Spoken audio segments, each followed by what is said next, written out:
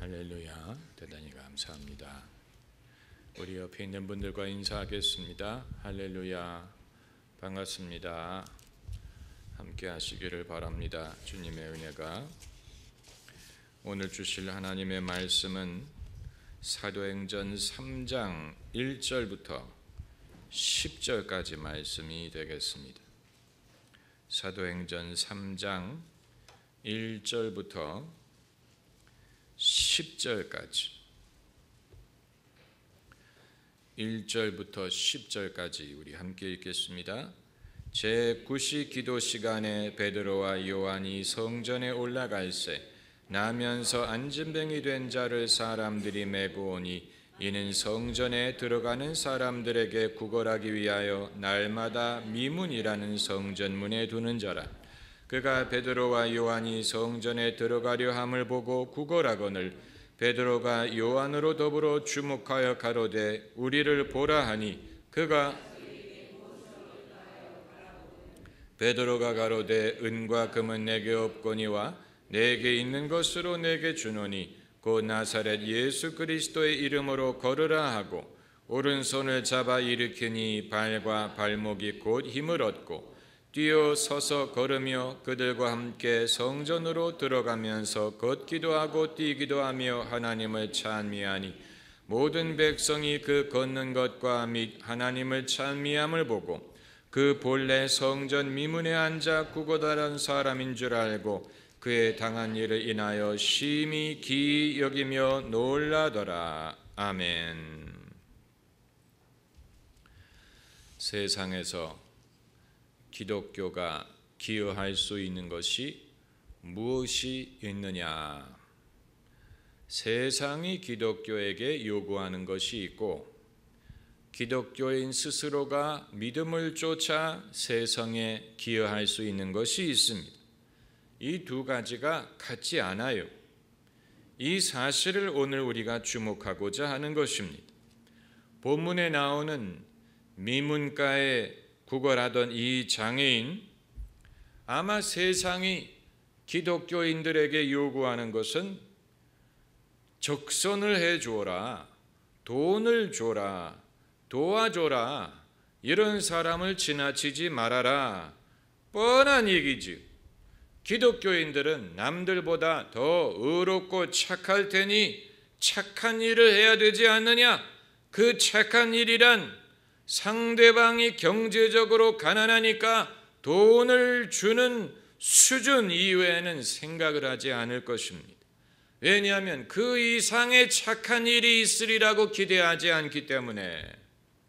참고로 본문에 나오는 이 장애인이 표면적으로는 가난해 보일 수 있지만 실제로 그렇게 가난했는지는 알 수가 없습니다. 왜냐하면 2절을 보면 사람들이 그를 메고 오니 이는 성전에 들어가는 사람들에게 구걸하기 위하여 날마다 미문이라는 성전문에 두는 자라.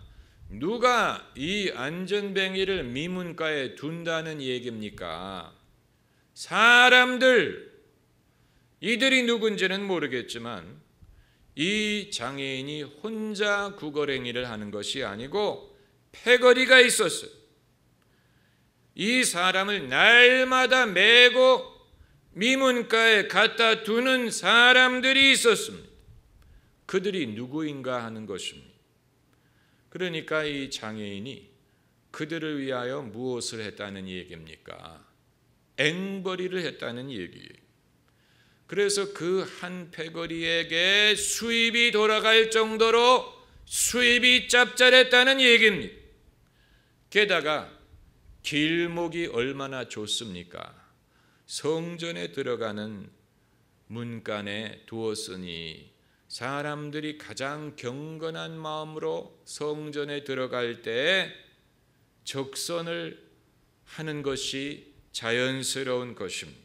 그러니까 이 거지가 사실은 거지가 아니고 상당히 수입이 좋은 고정된 수입을 가진 사람이었을 것일 가능성이 높습니다.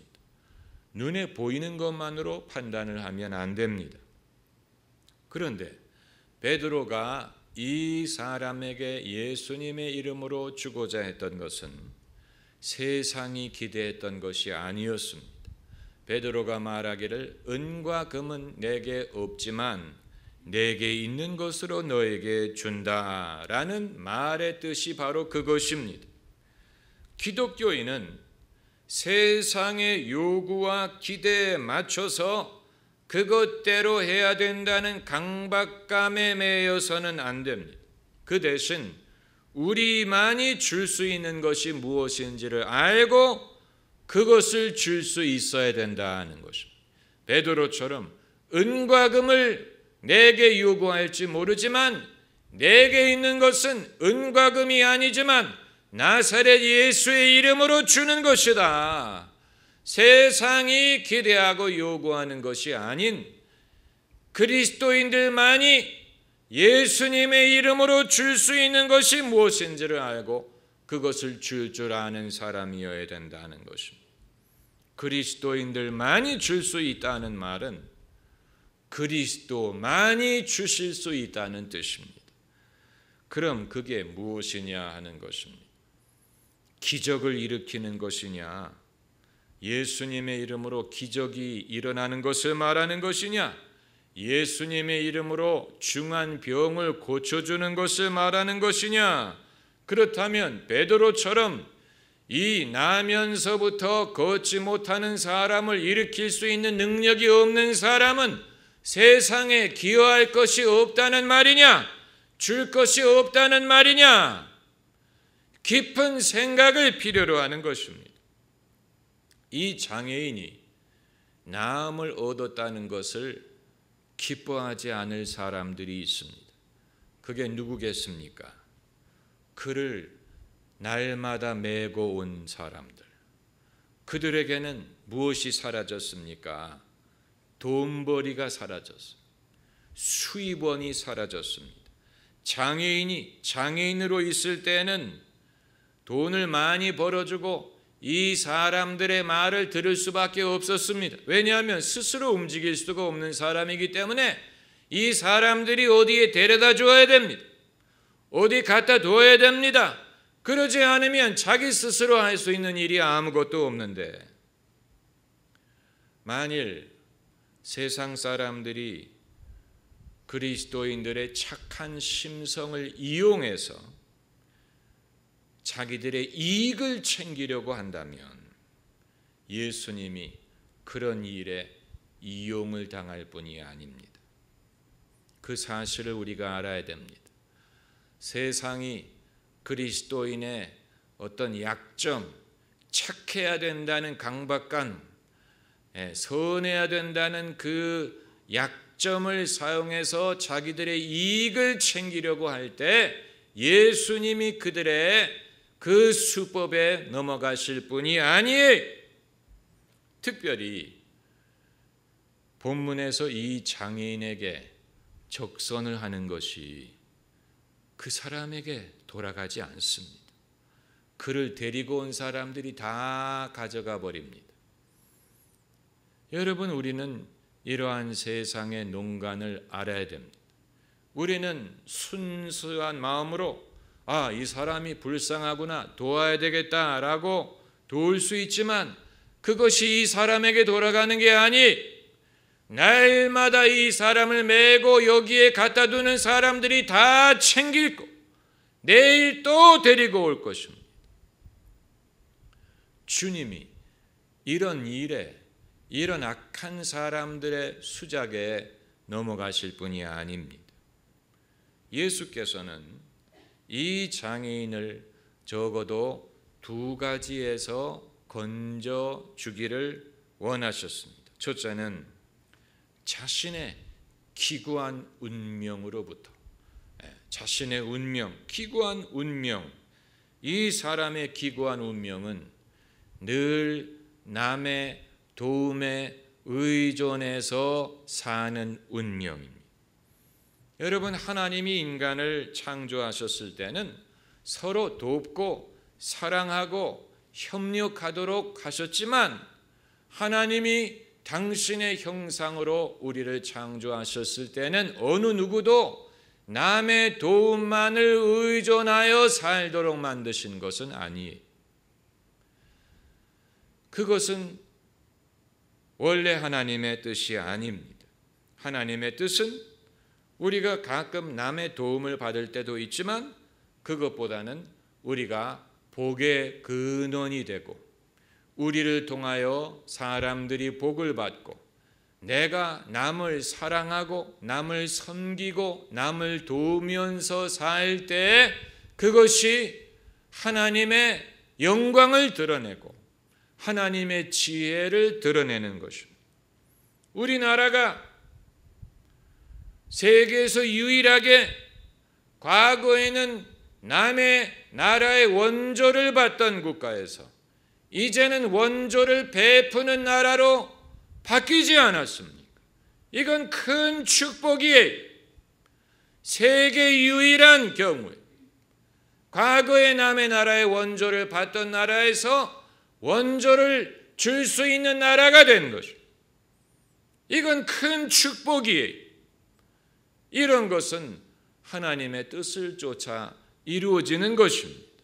그게 아니고 세계 어떤 나라는 어떤 대륙은 엄마가 밥을 남기는 자식들에게 늘 그 나라의 이름을 대면서 어떤 데는 먹을 것이 없다.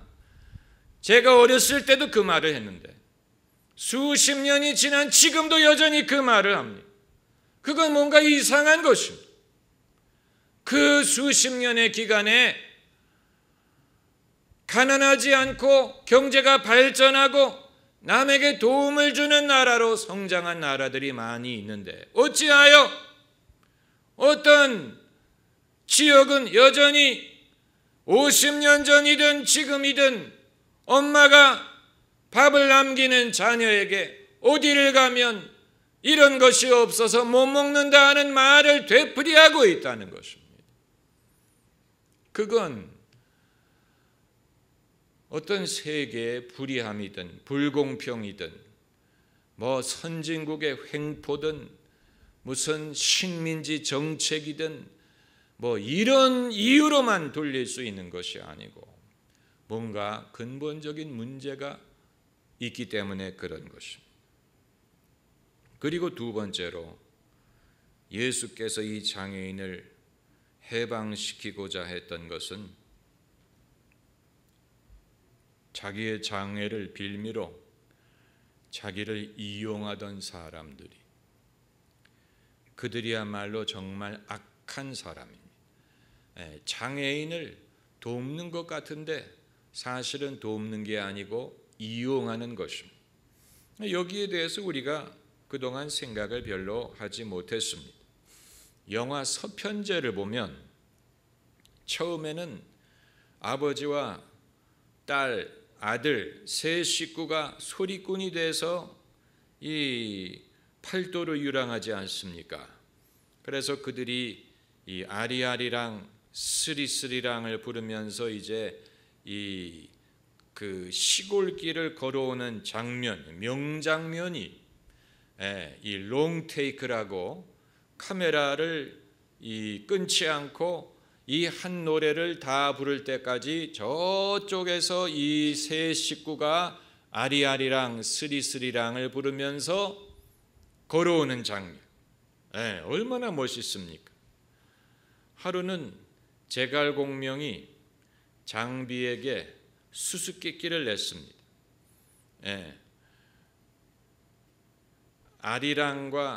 아리랑의 어머니 이름이 뭐게?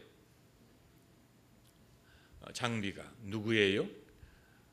아리랑을 불러봐. 아리아리랑 스리스리랑 아라리가 낳네. 아라리가 엄마의 이름이다. 아라리. 장비가 그렇군요. 장비가 이제 유비에게 찾아가. 형님, 내가 재밌는 수수께끼를 낼게. 아리랑과 스리랑의 엄마 이름이 뭘까요? 글쎄, 뭘까? 아리랑을 불러보세요. 아리랑 아리랑 아라리요 아리랑. 이상하다. 이 제갈공명이 부를 때는 됐는데 내가 부를 때는 왜 대답이 안 나올까? 딸을 버리고 아무리 불러도 아무튼 이 서편제에서 부른 노래는 아리랑이 아니고 아리랑. 그 노래를 부르면서 이제 그 팔도강산을 누비면서 소리꾼이 됐는데, 그 아버지가 장님이 되는 독약을 자기 딸에게 은밀하게 먹입니다. 그래서 그 딸이 눈이 멈. 그게 이제 서편제의 스토리. 그러면 그 아버지가 그 딸이 정말로 더 뛰어난 소리꾼이 되게 하기 위하여 독약을 먹였는지, 아니면 딸을 이용해 먹기 위하여 독약을 먹였는지, 영화 자체는 우리에게 말해주지 않지만 이 세 식구가 같이 더 이상 다니지 않고 아버지와 결별했다는 사실에서 그 아버지가 딸을 이용해 먹을 목적으로 눈을 멀게 했다는 것을 짐작할 수 있습니다. 왜냐하면 딸도 아버지와 결별하고 아들도 아버지와 결별하고 나중에는 그 딸과 남동생이 서로 해우하는 장면으로 영화가 끝나는 것을 보면, 그러니까 이 인간의 장애를 빌미로 이용하려는 사람들이 있다. 그것이 빈민이든 이 나라가 없는 사람들이든 고아들이든 힘이 없는 여성이든 연약한 사람의 연약함을 빌미로 이용하려는 악한 사람들이 있습니다. 그리고 이제 한 가지 플러스는, 이건 중요한 것입니다.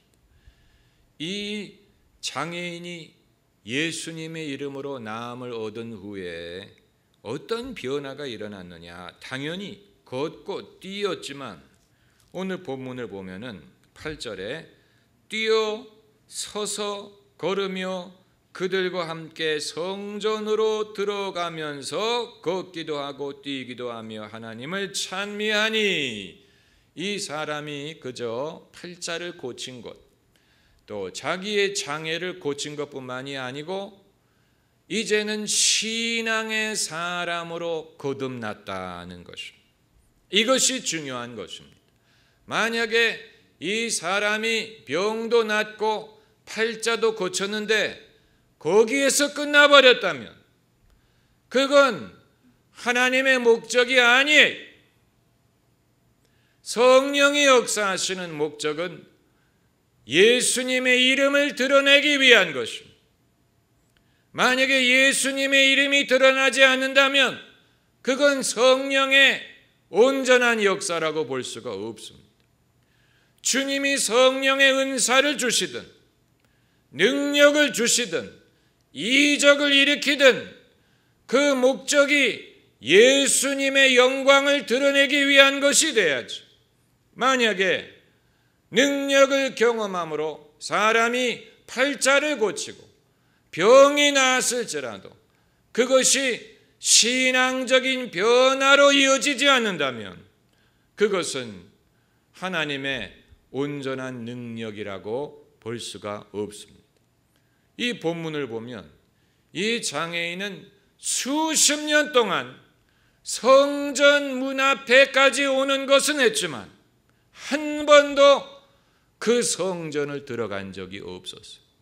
그런데 나사렛 예수의 이름으로 일어난 후에 8절에 그들과 함께 성전으로 들어가면서 걷기도 하고 뛰기도 하며 하나님을 찬미했다라고.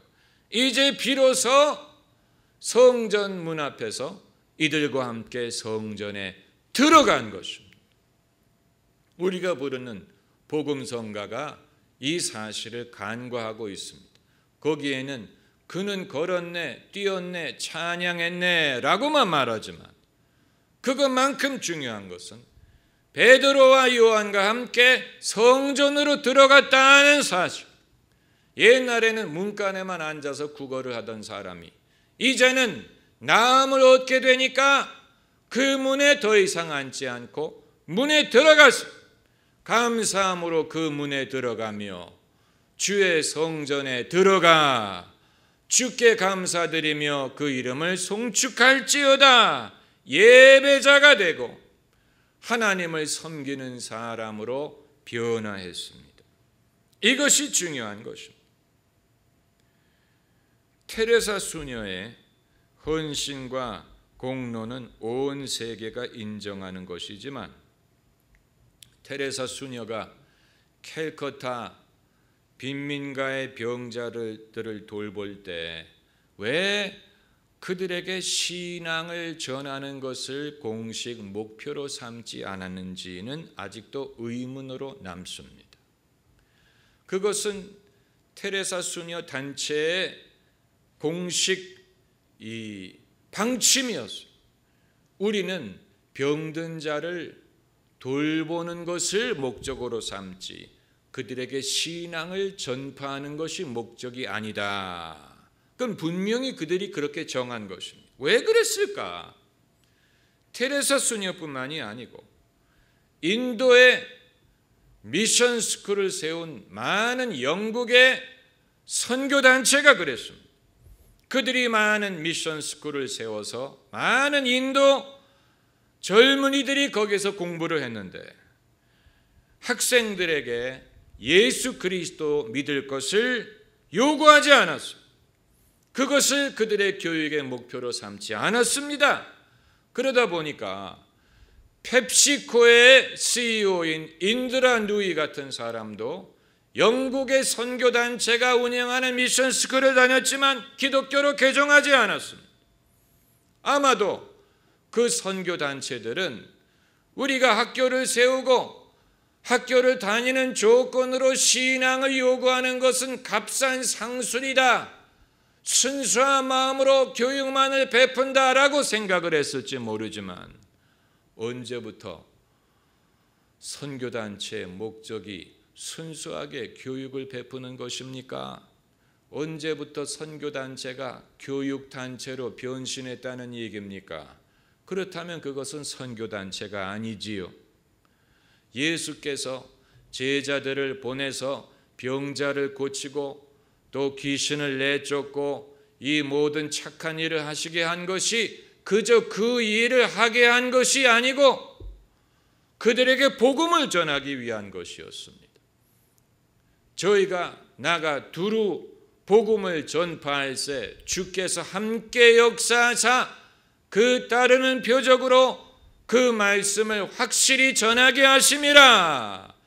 표적이 말씀을 따르는 것이지 말씀이 없는 표적, 말씀이 없는 선행, 믿음이 없는 교육, 그것은 예수님의 목적으로부터 떨어져 나간 것입니다. 그렇지 않습니까? 성령은 예수 그리스도를 드러내기 위하여 역사하십니다. 우리가 분명히 알아야 됩니다. 만약에 예수님의 이름이 드러나지 않는다면 그건 성령의 온전한 역사가 아닙니다. 베드로가 이 안전뱅이를 일으키면서 뭐라고 말했습니까? 나사렛 예수 그리스도의 이름으로 걸어라. 그냥 걸어라 한 게 아니에요. 그냥 사람이 불쌍해서 죽지 말고 살아라. 그렇게 앉아있지 말고 일어나라 라고 권고한 게 아니고 나사렛 예수 그리스도의 이름으로 걸어라. 예수님의 이름으로 걷는다는 것이 중요한 것이죠. 그랬더니 이 사람이 곧곧 뛴 것뿐만이 아니고 그들과 함께 성전으로 들어가면서 걷기도 하고 뛰고 하나님을 찬미했다라고 했습니다. 아마 여러분 중에는 저는 베드로처럼 이런 큰 이적을 행할 것 같지 않은데 그렇다면 제가 세상에 기여할 것이 없다는 말입니까? 여러분 베드로에게도 이런 이적이 항상 일어나는 것이 아니었습니다. 그걸 어떻게 아느냐? 그냥 알아요. 그게 아니고 만약에 그게 항상 일어나는 일이면 구태여 이 사건을 사도행전에 기록할 필요가 없는 것입니다. 이 일이 베드로에게도 놀라운 일이었기 때문에 성경에 기록한 것입니다. 그러니까 베드로가 그렇게 능력의 사도였지만 베드로에게도 이런 놀라운 일은 드문 일이었다는 얘기. 아마 일평생 한 번 일어날까 말까 한 일이었을 수도 있어요. 그에게 항상 이런 큰 기적이 일어나는 것이 아니었다는 것입니다. 여러분, 기적은 크고 작은 스케일의 차이가 있는 것뿐이지 작은 기적도 기적은 기적이, 사람이 병이 나을 때 독감에서 낫는 것도 낫는 것은 낫는 것입니다. 반드시 암에서 나야만 그게 병 고침이 아니에요. 당뇨가 나야만 병 고침이 아니에요. 때로는 그것이 작은 병일 수도 있어요. 그러나 여러분, 작은 병도 사람의 힘으로 쉽게 고칠 수 있는 것이 아닙니다. 옛날에 이 순복음교회에서 발행하는 순복음 신문을 보면 이 한 4페이지로 되어 있는 6페이지로 되어 있는 신문인데 가운데 두면은 항상 조 목사님의 설교문이 있고 그리고 성도의 간증문이 한 페이지 실려 있는 것을 볼 수가 있습니다. 그런데 그 간증문이 마음에 든 것은 그 내용이 내가 무슨 조 목사님의 안수기도를 받고 문제가 해결됐습니다 이런 얘기가 아니고 주로 보면 내가 이런 문제가 있었는데 순복음 기도원에 올라가서 금식하고 기도하다가 병이 낫고 회개하고 성령을 받고 신앙인이 되었습니다. 이런 내용의 간증이 많더라는 것이죠. 그러니까 어떤 담임 목사 한 사람의 능력을 이렇게 부각시키기 위한 그런 간증이 아니고 이 하나님에게 매달렸더니 기도하는 중에 하나님이 병도 낫고 어떤 가정의 문제가 해결되고 자기가 뜨거운 성령 체험을 하고 그리스도인이 되었다. 이런 회심이 따르는 신앙 체험을 간증을 하고 있었다는 것입니다. 여러분, 그것이 진짜 기적이에요. 진짜 기적은 강팍하고 반질반질하고 신앙에 대해서는 관심도 없고 하나님에 대해서는 관심도 없던 사람이 시련을 통하여 하나님 앞에 나아가 매달리는 중에 강팍한 마음이 변하여 성령의 뜨거운 능력을 경험하고 내면적인 변화가 일어나서 이제는 예수님을 뜨겁게 섬기는 사람으로 변화되는 것, 그게 정말로 기적이에요. 그게 정말로 어려운 일이에요. 그것이 주께서 기적을 행하시는 목적입니다. 그런 의미에서 우리 모두는 세상이 할 수 없는 예수를 믿는 사람만이 할 수 있고 예수님만이 하실 수 있는 일을 경험하고 그것을 세상에 선사할 수가 있는 것입니다. 기도하십시다.